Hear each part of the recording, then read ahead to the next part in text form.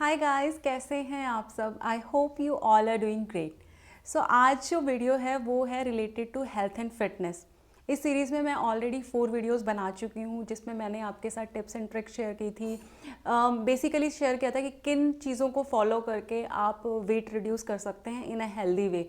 ठीक है, उसके अलावा मैंने डाइट वगैरह भी शेयर की हुई है आपके साथ, एक्सरसाइज रूटीन भी शेयर की हुई है, उनकी मैं प्लेलिस्ट क्रिएट कर चुकी हूँ। डिस्क्रिप्शन बॉक्स में मैं लिंक दे दूंगी, सो वो आप देख लेना। उसके अलावा जो आज की वीडियो है ना, वो होने वाली एक मोस्ट फ्रिक्वेंटली आस्क्ड क्वेश्चन के बेसिस पे, वो कि मुझे हमेशा आता है कि मैंने अपना बेली फैट कैसे कम किया, फ्लैट बेली कैसे अचीव की आफ्टर 2 प्रेगनेंसीज। आज मैं आपके साथ वो सारी चीज़ें शेयर करने वाली हूँ जो मैंने फॉलो की थी। बहुत ही सिंपल तरीके से वो सारी चीज़ें बताऊंगी। तो सबसे पहले मैं कुछ ऐसे क्वेश्चंस हैं जो आप अक्सर पूछते हैं, आपकी क्वेरीज होती हैं कि सी सेक्शन के बाद क्या एक्सरसाइज कर सकते हैं, इस टाइम के बाद हम स्टार्ट करें, अगर हम ब्रेस्ट फीड करा रहे हैं तो उस केस में हम किस तरह से खाने पे कंट्रोल करें, काइंड ऑफ। तो सबसे पहले मैं मेरा बता देती हूँ। फर्स्ट जो डिलीवरी थी वो नॉर्मल या नेचुरल जिसे कहते हैं वो थी। सेकंड जो थी मेरी वो इमरजेंसी सी सेक्शन था। सो यस, मैंने भी सी सेक्शन के बाद ही वेट लूज़ किया है। कोई भी ऐसा इशू नहीं है, आप आराम से कर सकते हैं। सेकंड जो क्वेश्चन आता है कि कितने महीनों के बाद हम एक्सरसाइज स्टार्ट करें। देखिए, ऐसा कोई रूल नहीं है, कितना जल्दी अच्छा फील करते हैं आप उसी टाइम पे स्टार्ट कर सकते हैं, बट मैं अपना बता सकती हूँ। सो 4.5 महीने बाद मैंने अपनी फिटनेस जर्नी जो है वो स्टार्ट कर दी थी। अच्छा, मैं ब्रेस्ट फीड कराती ही थी, तो ऐसा नहीं है कि मैं डाइटिंग पे थी, बट मैं बहुत सोच समझ के सही चीज़ें खाती थी। एक ऑलरेडी मैंने वीडियो बनाई हुई जिसमें मैंने पॉइंटर्स में आपको बताया है कि क्या क्या चीज़ें खा सकते हैं, क्या क्या चीज़ें नहीं खानी चाहिए। वो वीडियो आप ज़रूर देख लेना। 10 टिप्स मैंने दिए थे उसके अंदर। एंड दूसरा, मैंने स्पेसिफिकली क्या आप पूरे दिन खा सकते हैं उसकी भी वीडियो बनाई है, तो वो आप देख लीजिए। उसमें कहीं भी ऐसा नहीं है कि आपको कम खाना है, क्योंकि ऑब्वियसली आपको बेबी को फीड कराना है, तो बहुत ज़रूरी है कि आप अच्छे से पेट भर के हेल्दी खाना खाएं। एंड वैसे भी मैंने 4.5 महीने पे अपनी फिटनेस जर्नी स्टार्ट की थी, और 6 मंथ तक मेरा जो बेबी है वो कंप्लीटली मेरे ऊपर ही डिपेंडेंट था ऑन फीड। 6 मंथ के बाद उसने बाहर का खाना खाना शुरू किया, तो मेरे लिए बहुत इंपॉर्टेंट था कि मैं सफिशिएंट हेल्दी खाना खाऊं ताकि मेरा बच्चे की जो रिक्वायरमेंट है वो फुलफिल हो सके। सो अब बात आती है 4.5 महीने के बाद मैंने अपनी फिटनेस जर्नी स्टार्ट की थी, बट उससे पहले 4.5 महीने तक मैंने क्या किया। सो उस टाइम तक मैंने वो सारी चीज़ें फॉलो की जो हमारे घर के बड़े बुजुर्ग बोलते हैं। तो जो भी जापे में खाना खिलाया जाता है, जिसके अंदर हलवा भी होता है और जिसके अंदर ड्राई फ्रूट्स भी होते हैं, जिसके अंदर लड्डू भी होते हैं। सो जैसे कि अजवाइन है वो बनाई जाती है, एंड प्योर अजवाइन खाई मैंने, उसके अंदर कोई भी आटा वगैरह मिला के नहीं खाई। सो यस, ये सारी चीज़ें जो हमारे बड़े बुजुर्ग घर में बोलते हैं हमारे लिए जापे में अच्छी होती है, वो सारी चीज़ें मैंने की। काफ़ी सारा घी खाया था, 13 kg मैं पहले भी बता चुकी हूँ। और उसके बाद जो मेरा वेट है वो ऑलमोस्ट 70 के आसपास पहुँच गया था। एंड प्रेगनेंसी से पहले मैं 55 के बाहर नहीं गई थी। सो मुझे था कि मुझे पहले वाले ही वेट पे जाना है, पहले वाली ही फिटनेस पे जाना है, तो मुझे अराउंड 15 kg रिड्यूस करना है। तो सबसे पहले जो मैंने उन 4.5 महीने में किया वो ज़रूर बताऊंगी। मेरी जो प्रेगनेंसी थी सेकंड वाली, वो इस तरह की थी जिसके अंदर मैं कम्प्लीटली बेड रेस्ट पे थी फॉर 8 मंथ, एंड देन मेरा इमरजेंसी सी सेक्शन हुआ। वो एक अलग कहानी है, सो उसके बारे में हम नहीं बात करेंगे। बट क्योंकि मैं पूरे टाइम बेड पे थी तो मेरा जो स्टैमिना है वो काफ़ी ज़्यादा कम था। इवन मेरे पैरों में इतनी जान भी नहीं थी कि मैं वॉक कर सकूं। सो मेरे लिए था कि पहले मुझे अपनी जो नॉर्मल स्ट्रेंथ है वो वापस लेके आनी है। सो जैसे ही जापे के बाद मैं खड़ी हुई तो मैंने रेगुलर वॉक करनी स्टार्ट कर दी, जिसमें मैं 30-40 मिनट्स के आसपास दिन के अंदर वॉक करती थी। उसके अलावा एक और बहुत इंपॉर्टेंट चीज़ मैंने की थी, वो थी बेल्ट का यूज़। मेरा भी सी सेक्शन था जैसे मैंने आपको बताया, लेकिन मैंने बेल्ट यूज़ की थी जब मुझे लगा कि मैं कंफर्टेबल हूँ उसे वेयर करने के लिए।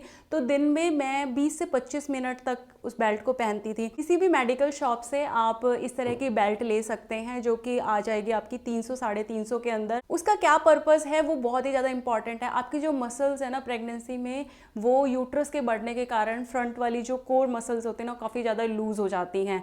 जैसे गुब्बारे में हवा भरने के बाद वो बिल्कुल ऐसे हो जाता है ना, फूल जाता है, अगर उसका हम हवा निकाल भी दें तो वही हमारे मसल्स की हालत होती है। सो बेल्ट की हेल्प से आप अपनी मसल्स को वापस उसी शेप में ला सकते हैं। सो उस बेल्ट को आपने धीरे धीरे टाइट करते जाना है टाइम के अनुसार, बिल्कुल भी हार्ड नहीं जाना है। जितना आपको लगे कि आप बेयर कर सकते हैं, आपके स्टिचेस पे पेन नहीं आ रहा है, और जितनी देर आपको कंफर्टेबल लगे। और उसको पहन के आप बैठिएगा नहीं, क्योंकि बैठने के बाद और टेंशन क्रिएट होता है। आप वॉक कर सकते हैं। 1-1.5 महीने डालेंगे तो आप देखेंगे कि पहले जितनी लूज बंद होती थी उससे अब वो टाइट होने लग गई है।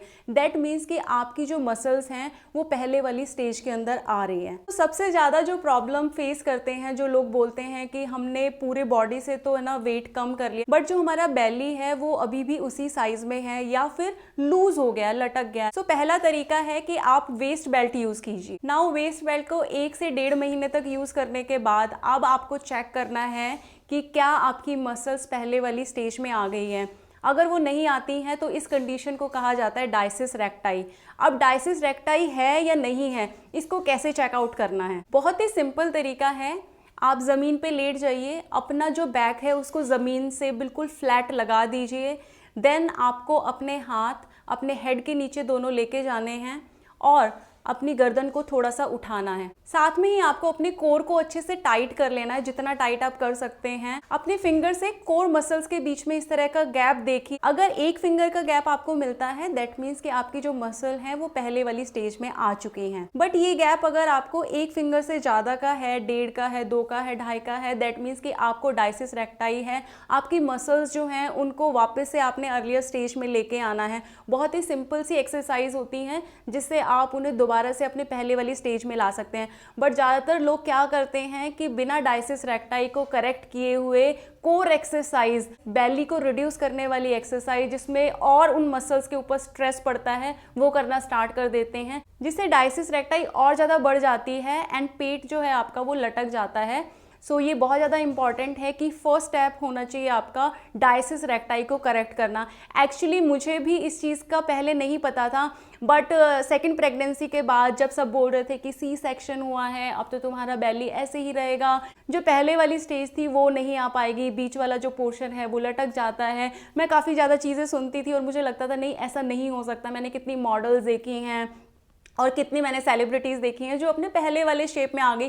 कुछ ना कुछ ऐसा तरीका ज़रूर होगा जिससे हम पहले वाली शेप में आ सकते हैं। बस वही चीज़ थी मेरे ध्यान में और मैं नेट पे सर्च करती रहती थी एंड उसी के दौरान मुझे ये वाली कंडीशन के बारे में पता चला। सो मैंने वही सब स्टेप फॉलो किए। बहुत ही सिंपल सी एक्सरसाइज है। इसके अंदर सिर्फ आपकी जो अपर कोर और लोअर कोर है उसकी मसल को टाइट करने के लिए बहुत ही लाइट एक्सरसाइज की जाती हैं, बट पूरा टारगेट होता है उन मसल्स के ऊपर। सो आपको थकावट नहीं होगी, बट जो मसल्स हैं उनके अंदर कॉन्स्ट्रिक्शन फील होगा।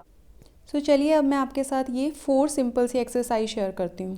सो सबसे पहले आप पोस्चर देख सकते हैं, मेरा लेग्स को फोल्ड किया हुआ है एंड कमर को मैंने बिल्कुल फ्लोर से टच कर दिया है और कोर मसल्स को, जो पेट की जो मसल्स हैं उनको टाइट कर लिया है, कॉन्स्ट्रैक्ट कर लिया है।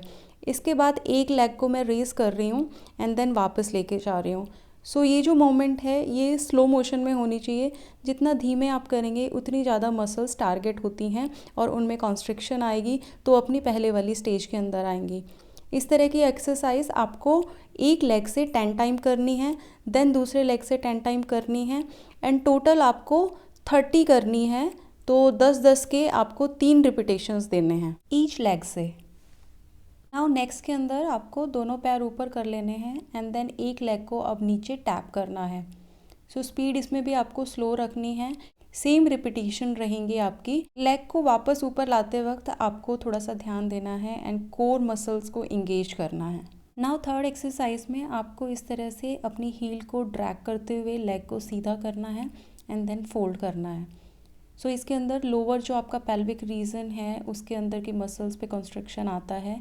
सो इसमें भी आपको स्लो मोशन में करना है एंड सेम रिपीटेशंस लेनी है। इन सभी एक्सरसाइज में लेग मोमेंट में आप अपने कोर की मसल्स को इंगेज कीजिए जिससे आपको बेस्ट रिजल्ट्स मिलेंगे। नाउ जो फोर्थ एक्सरसाइज है वो थोड़ी सी एडवांस स्टेज की है एंड इसके अंदर आपको दोनों लेग्स को एक साथ रेज करना है एंड इस तरह से नीचे फर्श पे टैप करना है। अगेन आप स्लो मोशन में ही करेंगे एंड आप नोटिस करेंगे कि आपकी कोर मसल्स इसके अंदर काफ़ी कॉन्स्ट्रिक्ट हो रही हैं, इंगेज हो रही हैं। रिपीटिशंस आपको 30 ही करने हैं एंड 10 स्टेप्स के बाद आपको थोड़ा सा गैप लेना है। Now last and fifth type के अंदर आपको सेम वही पोस्चर रखना है, बस दोनों लेग्स के बीच में आप इस तरह से एक पिलो रख लीजिए एंड देन आपको इस पिलो को धीरे धीरे स्क्वीज़ करना है, थोड़े टाइम होल्ड करना है, देन उसको रिलीज़ कर देना है धीरे धीरे। रिपीटिशंस वही आपको 10 टाइम्स करना है एंड 3 सेट में, यानी कि टोटल 30। ये 3-4 सिंपल सी एक्सरसाइज हैं जो आपको 20-25 दिन करनी है। उसके बाद दोबारा आपने चेक करना है वही प्रोसेस से कि डायसिस रेक्टाई आपकी करेक्ट हुई है कि नहीं, फिंगर के थ्रू। कई बार होता है कि जो ऊपर वाली मसल्स हैं वो तो पहले वाली स्टेज में आ गई, बट जो नेवल के पास है, बेली बटन के पास है, वो अभी भी दूर दूर हैं। सो तभी कुछ लोगों का बेली बटन से जो पेट है वो थोड़ा सा लटका हुआ या बड़ा रहता है कंपैरेटिवली। सो आपको इंश्योर करना है कि पूरा का पूरा जो आपकी कोर की मसल्स हैं वो इनिशियल स्टेज में आ गई हैं। सो अगर आपको भी आपकी बेली फ्लैट चाहिए तो आपको सबसे पहले डायसिस रेक्टाई को करेक्ट करना है। किसी भी एज में आप करेक्ट कर सकते हैं। आपका बेबी हुए अगर 10 साल भी हो गए तो आज भी आप चाहें तो उसे करेक्ट कर सकते हैं। मसल है, बस उन्हीं को ही तो ट्रेन करना है। एंड उसके बाद आपने रेगुलर एक्सरसाइज करनी है जिसके अंदर कार्डियो बहुत इंपॉर्टेंट है, चाहे वो आपको बेली फैट रिड्यूस करना हो चाहे कोई भी। जैसे मैंने आपको पहले भी बताया है, आप रनिंग कीजिए, जंपिंग जैक्स कीजिए, बर्पीज कीजिए, ये बहुत ज्यादा इंपॉर्टेंट है आपके किसी भी बॉडी पार्ट से फैट रिड्यूस करने के लिए। उसके बाद आप स्पेसिफिक बॉडी पार्ट को टारगेट करते हुए एक्सरसाइज कीजिए। ये सारी एक्सरसाइज मैंने आपके साथ पहले एक वीडियो में शेयर की हुई है, आप उस वीडियो को जरूर से फॉलो कीजिए। अदर वर्कआउट सेशंस भी आप अदर लोगों के भी चेकआउट कर सकते हैं। डाइट वगैरह है उसके लिए मैं ज़रूर बोलूँगी कि किसी को भी फॉलो करने से पहले थोड़ा अपना दिमाग ज़रूर लगाइएगा। ऐसी डाइट को फॉलो कीजिएगा जो आप लंबे टाइम तक कर सकें, अपने आप को स्टार्व करके, अपने आप को भूखा रख के, और स्पेशली उस टाइम पे जब आप अपने बच्चे को फीड भी करा रहे हैं। सो वो नहीं हो सकता है, आपकी एनर्जी इतनी डाउन हो जाएगी कि आप अगले दिन एक्सरसाइज भी नहीं कर पाएंगे। सो वाइजली डिसाइड कीजिए कि कौन सी हेल्दी डाइट आपके लिए सूटेबल है जो आप लंबे टाइम तक फॉलो कर सकते हैं। मुझे 3 महीने लगे थे अपने आप को फिट करने में एंड सारी माइन्यूट डिटेल्स मैंने आपको अभी तक सारी वीडियोज़ में शेयर कर दी है। मैं आपको ज़रूर बोलूँगी कि आप वो सारी वीडियोज़ देखेंगे तो आई थिंक आपको कोई क्वेश्चन या क्वेरी बचेगी नहीं। एंड ये जानकर मुझे बहुत ज़्यादा खुशी होती है कि मेरी वीडियोज़ या मैं आपको मोटिवेट करती हूँ फिट होने के लिए। सो इसी के साथ आज की वीडियो मैं एंड करती हूँ। आई होप आपके लिए हेल्पफुल रही हो एंड मैं आपसे बहुत जल्दी मिलती हूँ in the next one. Till then take care, bye bye.